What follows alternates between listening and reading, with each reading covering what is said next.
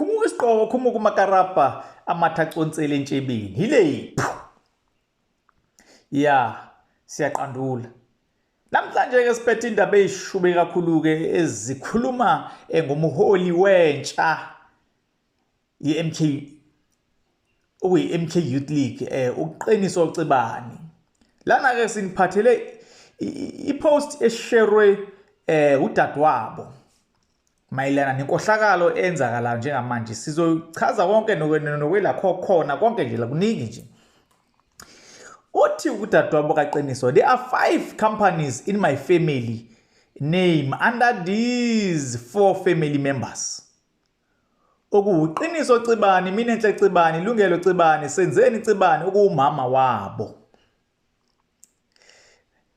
I think they just recently opened another one for Sphumelele Cebani lo olama mina sa udadewabo kaCebani ke lo ukhuluma le udadewabo kaQiniso and kusetshenzwa umkhwenyana kasisi wami uNkule to submit all attenders since he's still proudly in the ANC.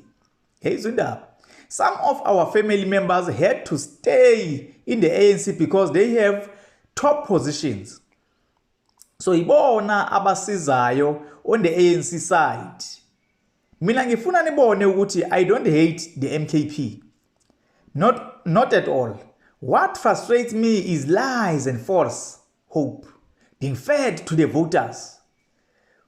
Kubuhlungu kubuka abantu bekhohliswa every day when they actually vote for change. Kubuhlungu kubuka umuntu ehlupheka when you have a double story home in the suburbs. It's unfair. Kushoke udadewabo kaQiniso Cebani expose amanyundululu nyamanyomfonyomfo enziwa umfowabo abafowabo kuhlangene konke nomama. Lana ke ngizoqala ngencwadi ekhishwe hilakho ngaphansi kwa Secretary General wabo. Iqala ngokuthi Labour and Civic Organization okuyilakho. As the Labour and Civic Organization aligned with the values of the MK Party under the leadership of President Jacob Zuma, we express our deep outrage at the continuous conduct of Qiniso Cebani, chairperson of the MK Youth League. Unity and advancement of any organization or political career must never come at the expense of South African workers and citizens. It has come to our attention that Mr. Kin, director of Minzu Enterprises in KwaSithebe, KwaZulu-Natal, has consistently disregarded fair labor practices in South Africa. Through Qiniso Cebani, he now seeks to pave the way for his son's rise within the MK Party. This is unacceptable. We emphasize that no foreign exploitative employer should be allowed to infiltrate or compromise the integrity of our beloved MK Party, the only party that truly respects the working class and the marginalized majority. LACO therefore reiterates the grave concern and non-negotiable regarding the rights of South African workers in good faith. We wait decisive action from esteemed leadership of the MK Party to reassure our communities that this grave error will never be entertained. We categorically state that LACO has no confidence in the leadership of Qiniso Cebani. We remain unwavering in our commitment to the struggle of the South African workers and to the volunteers who uphold the values of the MK Party. Yours sincerely, Nhlanhleni H. Zimo, Secretary General weLACORE.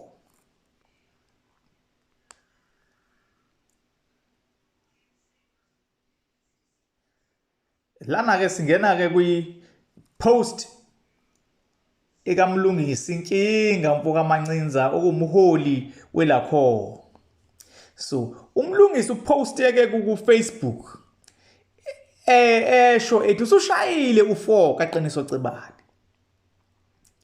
So uQiniso Cebane usekwazile ukulishuteka iShayina ebuholini beMK Youth League. Ukhande isikhundla esingekho usekela Mgcini Mafa, Deputy Head of Finance phecelezi. Ngoba efuna ukushutheka leli Shayina wabhalela iMKP incwadi yezincomo zokuthi kufakwe leli Shayina kwiMK Youth League. iMKP yathi ingakaphenduli ukuthi iyasemukela isicelo sikaQiniso noma cha, kodwa uQiniso wabe eselifakile ohlakeni lwabantu abasha leli Shayina. Izinqumo zeMK Youth League bazithatha nalo leli Shayina. Igama laleli Shayina uHekin.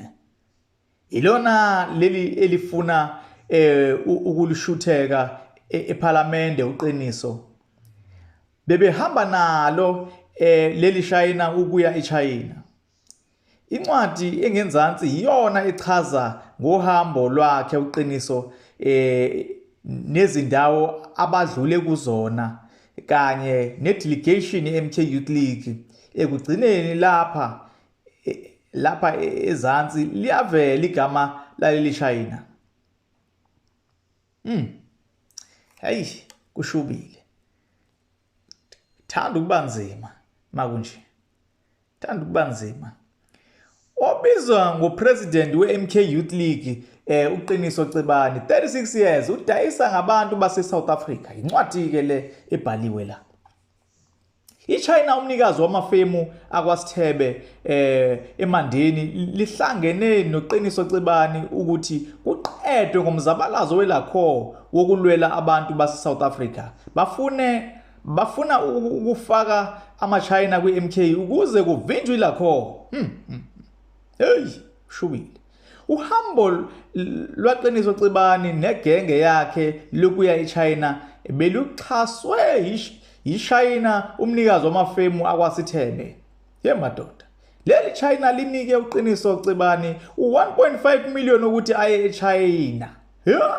Umnikazi wamafemu akwaSithebe ufuna iMKP ifake ingane yakhe eParliament kazwelonke. Asuku ukukhuluma madoda.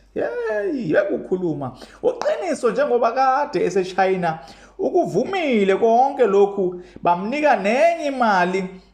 uQiniso ubathembisile ukuthi ekupheleni kwaJune ingane yakhe iyobe isingenile eParliament. uQiniso kuthiwa uthi kukhona azomhlephulela imali lapha kweMKP kuze kushuthekwe ingane yeShayina.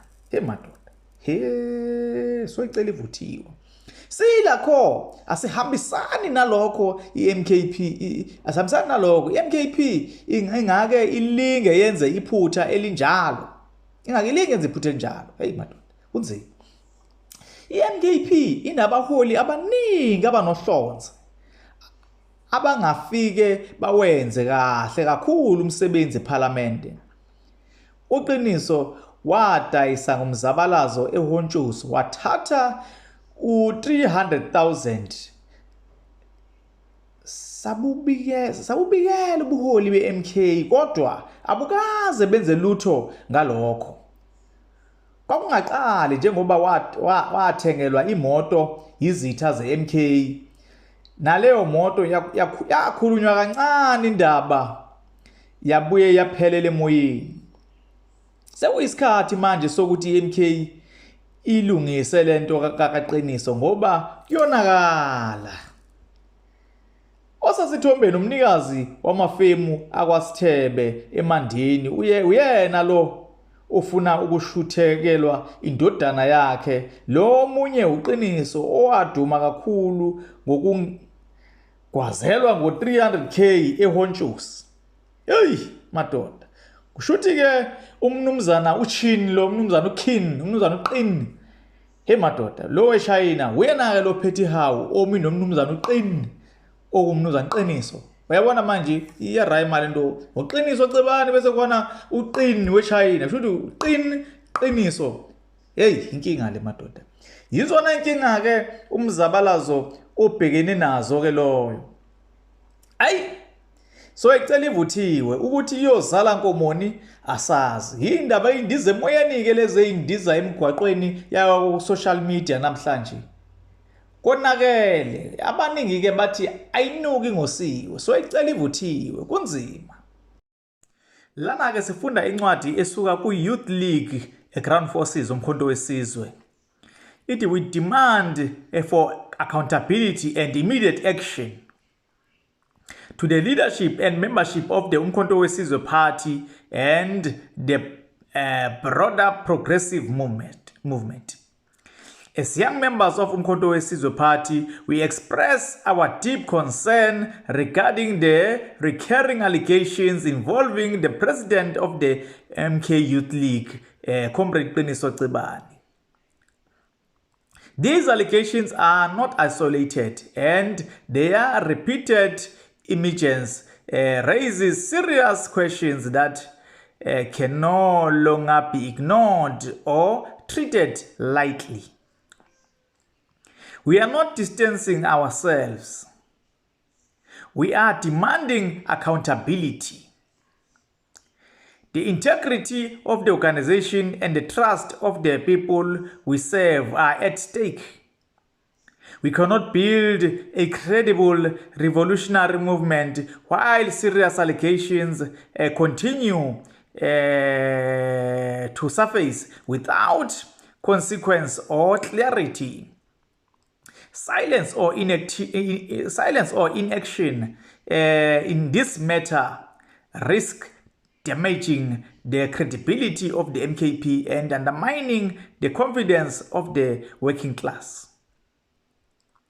We affirm our unwavering commitment to the struggle and program of LACOR and the broader progressive agenda. At the same time, we remain firm that no individual is above the values, principles, and constitutional framework of the organization.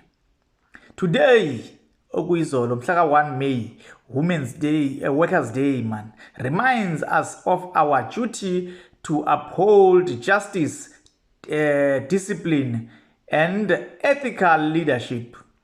The allegations against MK Youth League president, if proven true, directly contradict Section 3, 1B and A and I of or G and I of MKP Constitution, threaten to bring the organization into disrepute. The time for decisive action is now. Asho njalo ke ama-ground forces, MK Youth League ground forces basho njalo bathi abakwazi ukuthula nendaba ekudicelela umbutho kanje phansi. Ayi kulikhulu. Bonakala ngathi umkhonto wesizwe uhlaselwe kakhulu yinkinga eziningi okufanele ubhekane nazo. Hey, sicela ningakhohlwa ukusubscribe, ningakhohlwa ukulike kuze le channel ikhule. Sibonga kakhulu kulabo ababenesandla ekutheni i-channel igcine ifike la ikhona namhlanje. Tango, shibirishi siyashibilika.